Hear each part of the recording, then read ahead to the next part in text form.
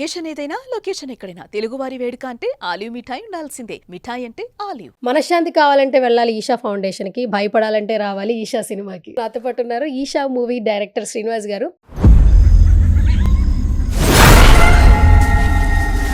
అంత vibrant film ఏంటి sir, అసలు ఓపెన్ ఛాలెంజ్ చేస్తున్నారు, మీరు భయపడతారు, కంపల్సరీ మేము భయపెడతాం అంటున్నారు.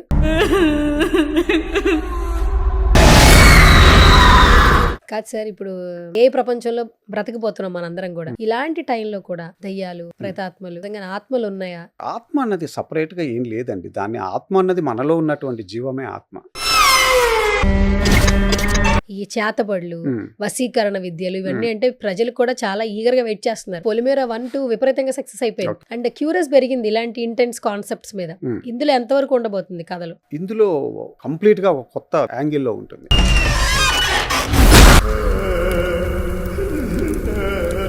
ఒక స్పెషల్ క్యారెక్టర్ లో చూస్తున్నాం పృథ్వీ గారిని. పృథ్వీ గారిని ఇప్పటి వరకు వేరే వేరే క్యారెక్టర్స్ లో చూసాము, బట్ ఇందులో ఎక్స్ట్రాడినరీ పర్ఫార్మెన్స్ ఇచ్చారు ఆయన, మామూలుగా కాదు అసలు. కానీ ఆయన లుక్స్ చాలా సెటిల్డ్ గా ఉంటాయి. ఆయన డైలాగ్స్ అవ్వచ్చు, ఏవైనా కావచ్చు. ఆత్మలే లేవంటారా? లేవనే చెప్తున్నాను కదా. ఆత్మలు ఉన్నాయని నిరూపిస్తే బట్ మనిషిని భయపెట్టేది నిశ్శబ్దం, చీకటి కాదు, నా ఉద్దేశం ప్రకారం.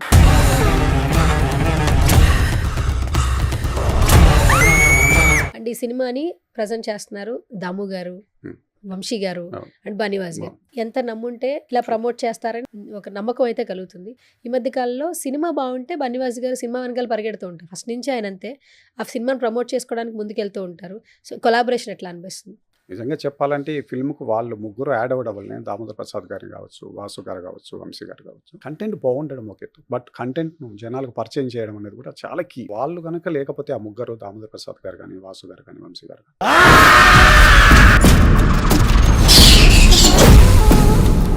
సినిమా చూసారా బనివాస్ గారు? చాలా సార్లు చూసారు. చాలా సార్లు చూసారా? మొన్న ఈవెంట్ లో కూడా మీరు తప్పకుండా భయపడతారు, మేము భయపెడతాం అని అన్నారు. ఆయనకు చాలా నచ్చింది కాబట్టి ఆయన ఇంత ఇష్టంగా ప్రమోట్ చేస్తున్నారు మూవీని కూడా.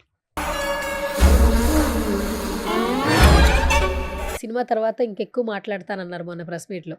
ఇప్పుడు ఏం మాట్లాడను, నా సినిమా మాట్లాడుతుంది, కేవలం ఇన్ఫర్మేషన్ మాత్రమే ఇస్తున్నా అన్నారు. ఏంటి అసలు?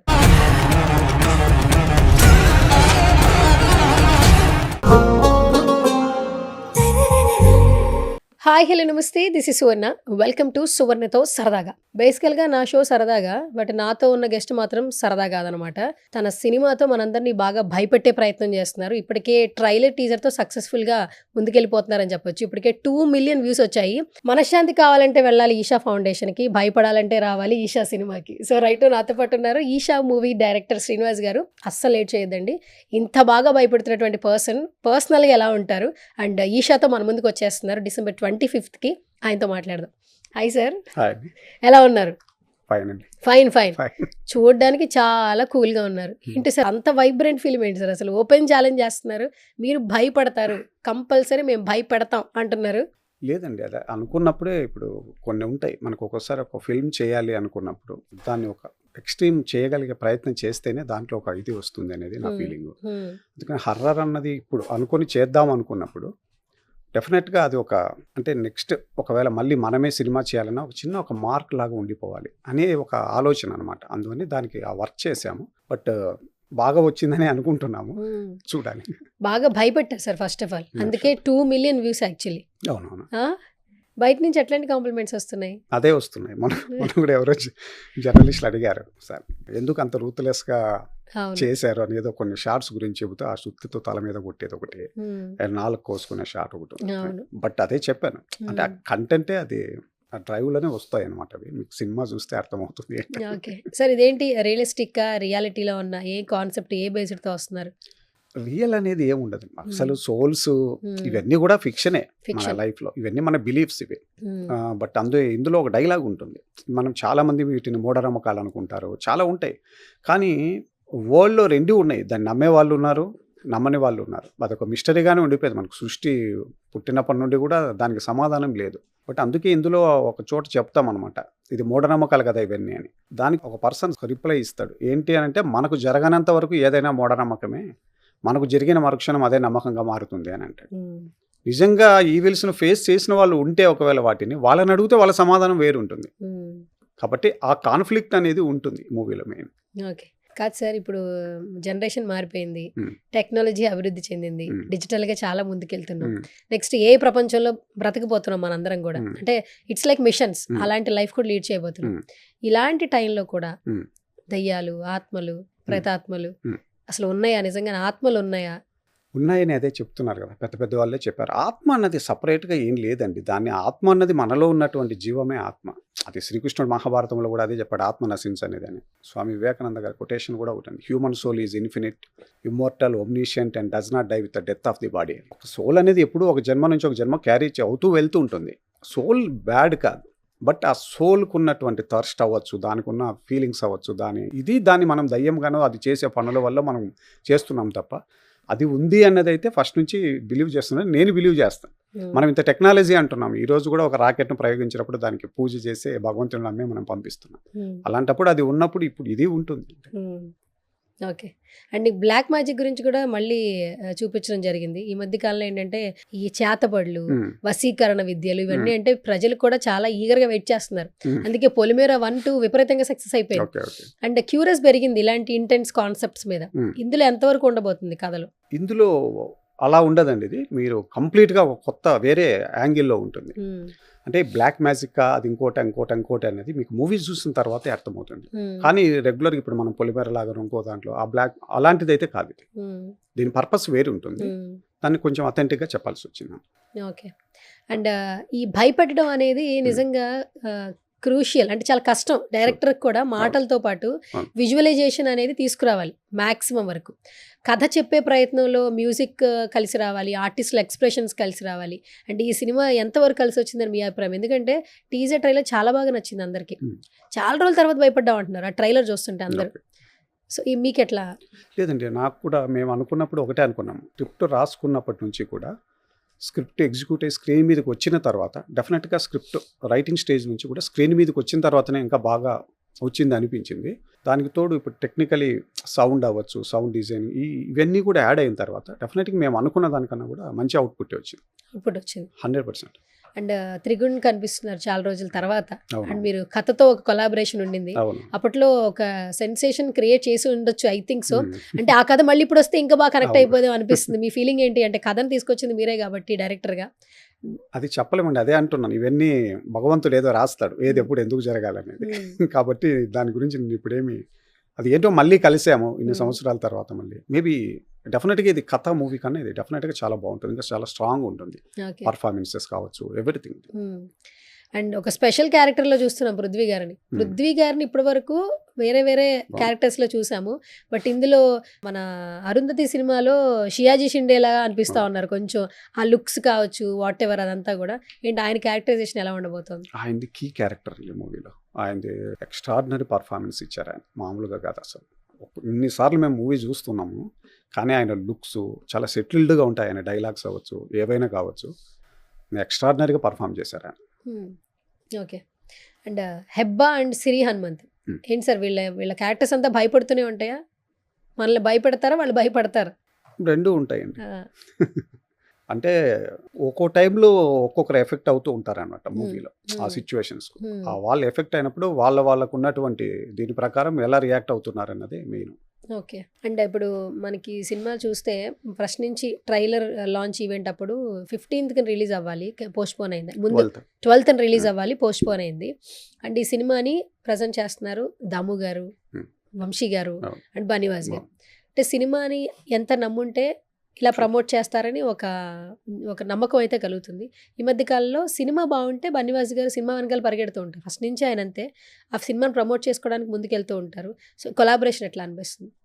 చాలా బాగుంది నిజంగా చెప్పాలంటే. ఈ ఫిల్మ్కు వాళ్ళు ముగ్గురు యాడ్ అవ్వడం వల్లనే, దామోదర్ ప్రసాద్ గారు కావచ్చు, వాసు గారు కావచ్చు, వంశీ గారు కావచ్చు, ఈరోజు ఈ ఎక్స్టెంట్గా తీసుకొచ్చారు దాన్ని. అంటే కంటెంట్ బాగుండడం ఒక ఎత్తు, బట్ కంటెంట్ను జనాలకు పరిచయం చేయడం అనేది కూడా చాలా కీ. మేము ఎంత కష్టపడి మూవీని చేస్తామో ఇక్కడ నుంచి జనాల దగ్గరికి చేర్చడంలో వాళ్ళకు కూడా అంతే కష్టం ఉంది ఈరోజు. కానీ అద్భుతంగా చేస్తున్నారు వాళ్ళు. నిజంగా వాళ్ళు కనుక లేకపోతే ఆ ముగ్గురు, దామోదర్ ప్రసాద్ గారు కానీ, వాసు గారు కానీ, వంశీ గారు కానీ, ఈ ఎక్స్టెంట్కి వచ్చిండేది కాదేమని నా ఫీలింగ్ 100%. అండ్ పోస్ట్పోన్ కూడా మీకు బాగా కలిసి వచ్చింది అంటున్నారు బనివాస్ గారు. భగవంతుడు అదే అంటున్నారు, ఆయన నిర్ణయిస్తాడు అంతే అండి. ఏది ఉన్నా ఏం జరగాలి అనేది దీంట్లో కూడా ఒక డైలాగ్ ఉంటుంది, ఏది ఎప్పుడు జరగాలో కాలమే నిర్ణయిస్తుందని మూవీలో. అలాగే మాకు కూడా అవే జరుగుతూ ఉన్నాయన్నమాట. సినిమా చూసారా బనివాస్ గారు? చాలా సార్లు చూశారు. చాలా సార్లు చూసారా? ఏనా భయపడ్డారా ఆయన? మరి భయపడతారా అంటున్నారుగా? భయపడుతూనే ఉన్నారు చూసిన ఆ. ప్రతిసారి. భయపడుతూనే ఉన్నారు. అంటే ఆయన ఎక్కువగా కామెడీ, ఎంటర్టైనర్, లవ్ స్టోరీస్ అంటే పెట్టింది పేరు అన్న ఒక ఇది ఉంది ఇండస్ట్రీలో. అండ్ ఆయన మొన్న ఈవెంట్లో కూడా మీరు తప్పకుండా భయపడతారు, మేము భయపెడతాం అని అన్నారు. మరి సినిమా అన్నిసార్లు చూసారు కాబట్టి ఆయన భయపడ్డారా లేదా అని? లేదు, ఆయనకు చాలా నచ్చింది కాబట్టి ఆయన ఇంత ఇష్టంగా ప్రమోట్ చేస్తున్నారు మూవీని కూడా. వాసు గారైనా వంశీ గారైనా మెయిన్ అదే కదా. దాము గారు చూసారా సార్ సినిమాని? ఆయన ఆయన చెప్పిన కూడా words చాలా ఏంటి? సార్లు కథ స్క్రిప్ట్ దశ నుండి తెలుసు ఆయనకు అచ్చా, స్టోరీ. ఓకే. ఆయన అదే అన్నారు, ఒకసారి షూట్ కంప్లీట్ చేసుకొని మేము వరకు షెడ్యూల్ చేసుకొని వచ్చిన తర్వాత ఆయన ఒక మాట అడిగారు, ఎట్లా వచ్చింది ఎడిట్ చేసుకున్నాం ఫస్ట్ వర్షన్, ఫస్ట్ షెడ్యూల్ అయిపోయిన తర్వాత ఒకటే మాట అడిగారు ఆయన, ఏంటి సినిమా అంటే చెప్పాను సార్ ఇప్పుడు మేము చేసుకున్నాము, వీళ్ళంతా చూశారు సార్ బాగుంది అంటున్నారు, వీళ్ళు బాగుంది అంటున్నారు అంటే వాళ్ళు ఎవరు బాగుంది అంటున్నారు అని నేను అడగట్లేదు, నీకేమనిపించింది చెప్పు అన్నారు ఆయన. ఎందుకంటే మనం రాసుకున్నప్పుడు స్క్రీన్ అంటే నాకు రాసుకున్న దానికన్నా స్క్రీన్ మీదకి వచ్చాక బాగుంది అనిపిస్తుంది అంటే ఓకే గుడ్ అన్నారు అంతే. ఆ తర్వాత ఆయన ఫిల్మ్ చూశారు, ఆయన 2 times 3 times చూశారు ఆయన కూడా మొత్తం వీళ్ళందరూ కలిసి. ఓకే. అండ్ మనకి దీనిలో కనిపిస్తుంది మనకి ఇలాంటి హారర్ ఫిలిమ్స్కి కథతో పాటు మ్యూజిక్ చాలా వరకు కీ రోల్ ప్లే చేస్తుంది. చాలా మంచి బ్యాక్గ్రౌండ్ స్కోర్ ఇచ్చారండి. అవును. మ్యూజిక్ గురించి చెప్పండి సార్. మ్యూజిక్ గురించి ఫస్ట్ నుంచి అనుకున్నప్పుడు కూడాను ఇది ఒక చిన్న బ్లెండ్ ఉంటుందండి. మన ఇండియన్ ట్రెడిషనల్ సౌండ్ మ్యూజిక్ ఉంటుంది, రాగాల బేస్ మీద చేసాము, వాటికి కంప్లీట్గా ఒక కొన్ని సౌండ్ ఎఫెక్ట్స్ వాడామన్నమాట. అంటే మీకు ఒక tribal kind of African tribal kind of sounds ఊడ్స్ కొన్ని ఉన్నాయన్నమాట. వాటిని ఈ మన ఇండియన్ క్లాసిక్స్ మిక్స్ చేసి మనం చేయడం జరిగింది. అది ఫస్ట్ మేము అనుకున్నప్పుడు అది ప్లాన్ చేసాం. అందువల్లే మీకు ఆ డిఫరెంట్ సౌండింగ్ ఎందుకు వస్తుందంటే ఇది ఒక చిన్న ఎక్స్పెరిమెంట్ ఇది యాక్చువల్లీ. అది వర్కౌట్ అవుతుందని మేము అనుకుంటున్నాం, చూడాలి ఇంకా. ఓకే. ఏంటిది ఏ సెక్షన్లో ఉన్న వాళ్ళు చూడొచ్చు? అంటే ఇది కొంచెం భయపెట్టే సినిమాలా కనిపిస్తుంది. ఏ ఏ జనరేషన్లో ఉన్న వాళ్ళు చూడాలి? అందరు చూడొచ్చు, పెద్దవాళ్ళు కూడా చూడొచ్చు, 100% చూడొచ్చు. చిన్నపిల్లలు అయితే చూడకూడదు. ఇప్పుడు చిన్నపిల్లలే చూస్తున్నారు నా ఉద్దేశం, చిన్నపిల్లలే horror movies ఎక్కువ. చాలా మంది చిన్నపిల్లలు, నేను చెప్తున్నాను మా ఫ్రెండ్ వాళ్ళ అమ్మాయి ఉంటుంది, తను 8th class 9th, తన అమ్మాయి కొరియన్ హర్రర్ ఫిల్మ్స్ వాళ్ళు అంతా కొరియన్ మూవీస్ చూస్తున్నారు. మనం ఇంకా ఎక్కడ ఉన్నాం అనిపిస్తుంది నాకు వాళ్ళని చూస్తుంటే. వరల్డ్ మూవీస్ అన్నిటినీ చూస్తున్నారు, ఎందుకంటే అందరి చేతిలో నెట్ఫ్లిక్స్ ఉంది. ఇప్పుడు అసలు ప్రపంచ సినిమా తెలియని పిల్లలు ఎవరు లేరండి. ఇప్పుడు నవడే సినిమాలు ఎలా అయిపోయినాయి అంటే కథ బాగుంటే థియేటర్కి వచ్చి ఆడియన్స్ సినిమా చూస్తున్నారు. బట్ కథ బాగుందని ముందు ప్రమోట్ చేసే ఒక ప్లాట్ఫామ్ కావాలి. సో ఆ ప్లాట్ఫామ్ లేనిదే మనం ఎంత సినిమా చేసినా దానికి వాల్యూ లేదు. ఎందుకంటే ప్రతి శుక్రవారం చాలా సినిమాలు వస్తున్నాయి. మీ సినిమాకి ఎందుకు జనాలు రావాలి? ఆ జనాలు రావాలంటే వచ్చే విధంగా ప్రమోషన్ కూడా చేయాలి. So what about promotion sir? అద్భుతంగా జరుగుతున్నాయి నిజంగా. అదే ఇప్పుడు చెప్పాను కదా, దాము గారు కావచ్చు, వాసు గారు, వంశీ గారు యాడ్ అయిన తర్వాత ఛాలెంజింగ్గా తీసుకొని చేస్తున్నారు వాళ్ళు మూవీని కూడా. వాళ్ళు అందులో నాకు తెలిసి వాళ్ళ మీద ఎంత గుడ్ విల్ ఉంది బయట అంటే యూత్లో కూడా. వాసు గారు, వంశీ గారు సినిమా తీసుకున్నారంటే ఆ సినిమా బాగుంటుంది అనేటటువంటి ఒక ఇది ఏర్పడిపోయింది. అది దాన్ని మేము కూడా నిలబెట్టాలి. యాజ్ ఎ డైరెక్టర్ మా సినిమా కూడా దాన్ని నిలబెట్టాలి. వాళ్ళకున్న నమ్మకం ఒకటి, జనాలకు వాళ్ళపైన ఉన్న నమ్మకం, మా కంటెంట్ కూడా నిలబెడితే ఇది అందరికీ హ్యాపీ అవుతుంది డెఫినెట్. అండ్ సినిమా ఏంటంటే నిజంగానే హారర్ ఫిలిమ్స్లో థ్రిల్లింగ్ ఆస్పెక్ట్స్ ఎలిమెంట్స్ ఉంటే ఖచ్చితంగా ఇప్పుడు ఇప్పటికీ మనం అరుంధతి చూస్తాం, ఏం భయపడం. అందులో భయపెట్టే సిచ్యువేషన్స్ ఉన్నా కూడా ఆ స్టోరీని ఎంజాయ్ చేస్తాం. మరి ఈషా ఎలా ఉండబోతుంది? అలాగే ఉంటుందండి 100%. ఇది ఎందుకంటే ఓన్లీ భయపెట్టడం అని కాదు, దీని వెనక ఒక స్ట్రాంగ్ ఒక లైన్ ఉందండి. ఆ లైన్ మన బిలీఫ్స్లో, మన నమ్మకాల్లో ఉన్నటువంటి ఒక స్ట్రాంగ్ లైన్ ఉంటుంది మీకు. అది ఖచ్చితంగా మీరు బయటికి ఇప్పుడు ఏదైతే కనిపిస్తుందో అది కాదు, దాని వెనక ఇంతకు మించి ఒక కంటెంట్ ఉంది. అది 100% డ్రైవ్ చేస్తుంది మిమ్మల్ని. 2 hours ఎంగేజింగ్గా ఉంచుతుంది. లాస్ట్లో ఒక చిన్న థ్రిల్ అవ్వచ్చు, అది షాక్ అవ్వచ్చు, దాన్ని గురి చేస్తుంది సినిమా 100%. మాకు ఇప్పటివరకు ఈషా అంటే సర్వీస్ ఓరియంటెడ్ ఫౌండేషన్ గుర్తొస్తుంటుంది, ఆధ్యాత్మికంగా, స్పిరిచువల్గా.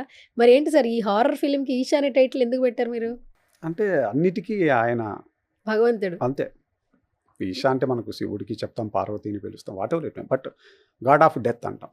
శివుడు అంటే లయకారకుడు అని అంటాం మనం. ఆ బిలీఫ్తో పెట్టిన ఇది అనమాట. అక్కడి నుంచే కదా ఆత్మలు, ఒక మనిషి మరణించినాక ఆత్మలు పుట్టడము, బయటికి రావడం, ఇవన్నీ అక్కడే సంభవిస్తాయి. అందువల్ల వీటన్నింటికి ఒక కేంద్ర బిందువు అనేది ఒకటి ఉంటుంది. అందువల్ల ఆ ఉద్దేశంతో ఆ టైటిల్ పెట్టారు. మీరు మూవీ చూస్తే మీకు తెలుస్తుంది ఎందుకు అంటే. ట్రైలర్లో కూడా కొన్ని రైటింగ్స్ చాలా బాగున్నాయి సార్. యాక్చువల్లీ ఈ ప్రదేశానికి కొన్ని ఆత్మలు రావడం ఇష్టం లేదు, మనుషుల రాకని యాక్సెప్ట్ చేయట్లేదు. అది చాలా బాగుంది యాక్చువల్లీ, అంటే రియాలిటీగా ఉంది. రైటింగ్స్ గురించి చెప్పండి. రైటింగ్ అంటే నాకు ఫస్ట్ నుండి కూడా రైటింగ్ అలవాటు అండి. కథ అలవాటు. టైం నుంచి కూడా మొత్తం నేనే రాసుకున్నాను.